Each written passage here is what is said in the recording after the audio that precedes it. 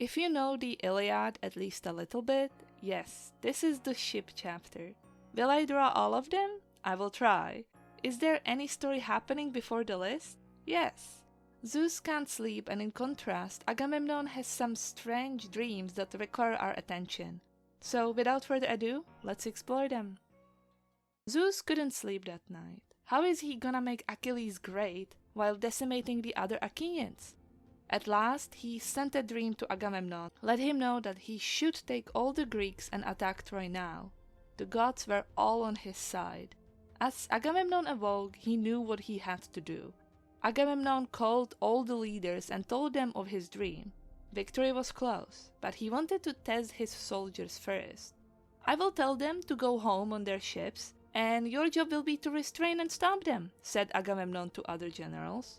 An assembly of all soldiers was called, and the king of men stood in front of them all. He told them of his dream, but he changed it. Now, it wasn't whispering to him about Greek victory, but about their defeat. Even if the Achaeans outnumber the Trojans 10-1, we can't win. It was time to go home. The army was overjoyed. They ran to their ships, hauling them into the sea, excited to go home. Hera and Athena didn't like what they saw and decided to intervene. Athena stood next to Odysseus and spoke to him. He should use his tongue to convince the warriors to stay, to save Helen.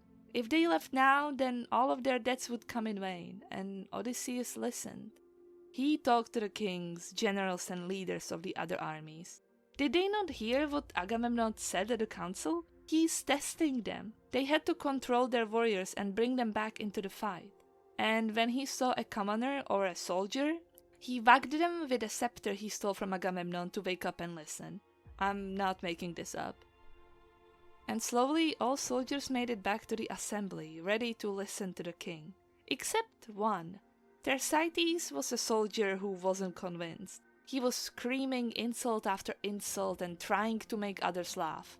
What else does Agamemnon want? They should all leave him here alone to brood with his stolen loot. And Odysseus did what he did best to make him shut up. He wagged him with Agamemnon's scepter. After that he spoke, persuading the soldiers to take up arms again. Yes, it's all right to miss home and your family, but they have to stay to see Calchas' prophecy come true. The war will end in 10 years and they were in the 9th, almost there. Let each of the men lead their own clans and tribes, and who doesn't join the fight is a coward. And that's how you find who is here to support you, Nestor told Agamemnon. With this good idea, they sacrificed to Zeus in Agamemnon's tent, while the whole army separated and formed their divisions. Athena was among them, spurring them on and making them desire war more than going back home. Now, for all the ships, I will try to name and draw every leader and name how many ships they brought in. I'm not going to point out where everyone is from, because in some cases there's multiple places and it would just be a little bit too much. I think I saw someone make this comparison before, but I like to imagine that the entire list of ships and then the following list of Trojans and their allies were similar to today's Olympics, for example. When countries are listed and they all march, you would most likely be eagerly waiting to see your own country in there too, no?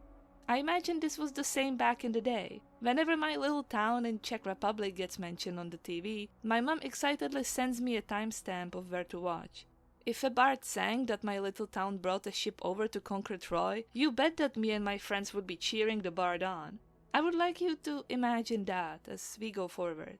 So I'm gonna read all of them, but I am not the best at pronouncing every single Greek word. I'm really sorry, I'm gonna do my best, but my pronunciation mixes between Czech and English, and then there is the true Greek one, so I'm really sorry. But yeah, here we go. Boeotians, led by Peneleus, Leitus, Arcesilaus, Protoneur, and Clonius, arrived with 50 ships. People of Aspledon and Minian Orchomenos were led by Ascapalos and Ialmenos and brought 30 ships.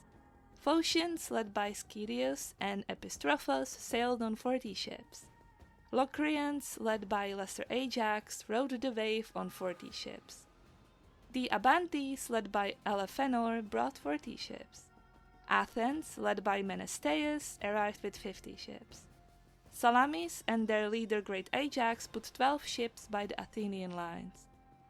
Argos, led by Diomedes, Sneleus and Euryalus, arrived on 80 ships. Mycenae, led by Agamemnon, king of men, had a fleet of 100 ships, which was the biggest number of ships and also warriors in the army. His brother from Sparta, Menelaus, whose wife they were rescuing, brought 60 ships. Leader of Pylos, old and wise Nestor, arrived with 90 ships. Arcadia, led by Agapenor, rode the waves with 60 ships. Epean men were led by 4 leaders with 10 ships each: Amphimachos, Talpios, Diores, and Polyxenos. The Lycian people were led by Meges and sailed 40 ships to Troy. Leader of Ithaca was Odysseus, who brought 12 ships with rain-painted bows. Aetolians, led by Thoas, arrived with 40 ships. People of Crete and their leader Idomeneus and Meriones brought 80 ships. Rhodes, led by Tlepolemus, brought 9 ships. Cyme, led by Nereus, rode the waves into Troy on 3 ships. Pheidipos and Antiphos and their warriors all sailed on 30 ships. Pelasgian Argos with their leader Achilles brought 50 ships, but Achilles and his Myrmidons were currently not fighting because of the quarrel between him and Agamemnon. Protesilaus was a warrior who was killed first on the Trojan soil. His people were now led by Podarches and sailed here on 40 ships. People of Iolcos were led by Eumelus and brought 11 ships. Philoctetes and his warriors had 7 ships, but Philoctetes was left behind on an island in Lemnos at the start of the war, suffering from a snakebite. After that, they were led by Medon. Podaleiros and Machaon, skilled healers and son of Asclepius, arrived with 30 ships. Eurypylus and his warriors filled 40 ships. Polypoetes and Leonteus brought 40 ships full of warriors. Gonius sailed with 22 ships ready to fight. And at last Prothous, who joined the battle with 40 ships. Now, this was everyone and their ships that arrived to fight and conquer the city of Troy. The muse is question who has the best horses and who is the greatest man. These would both be taken by Achilles if he was to fight, but now the greatest man was Ajax the Great, and the best horses belonged to Eumelus. And so all these warriors marched and the earth trembled. Iris, the messenger goddess, saw them and quickly alerted the Trojans, pretending to be one of Priam's kids, Polites, who was stationed on a lookout. Hector recognized Iris by who she was and listened to her intently. It was time to fight back. Now we get a list of all the Trojans and their allies. I'm just gonna go through them quickly, we will meet a lot of them later. First we have Hector, son of Priam, who led the Trojans. The Dardanians were led by Aeneas, Aphrodite's son. With him there was also Archelochus and Acamas. Warriors of Zalea were led by Pandaros, skilled with bow. Next there were Adrestos and Amphios, son of Merops, ready to fight for Troy. There was Arceus, who hailed from Arisbe, and his men. Pelasgian spearmen were led by Hippothous and Peleus. Thracians were led by Acamas and Peiros. Cicones were led by Euphemos.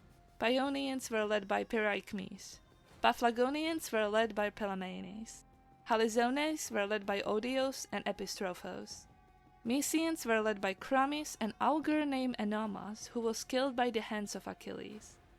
Phrygians were led by Phorkys and Ascanius. Myonians were led by Meslis and Antiphos.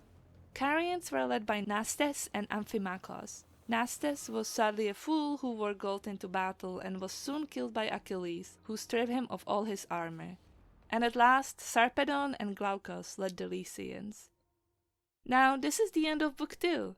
Again, for me, this is an introduction, a start to the story, and also a chance for you to listen back in the day if your city was mentioned. For me now, it's fun to see what places I've actually visited on my travels and which people led them back in the day. We won't see a lot of these warriors survive until the end of the Iliad, but that's for the future. Thank you for watching, please subscribe and like, and consider buying a commission to help me out. Thank you and bye bye.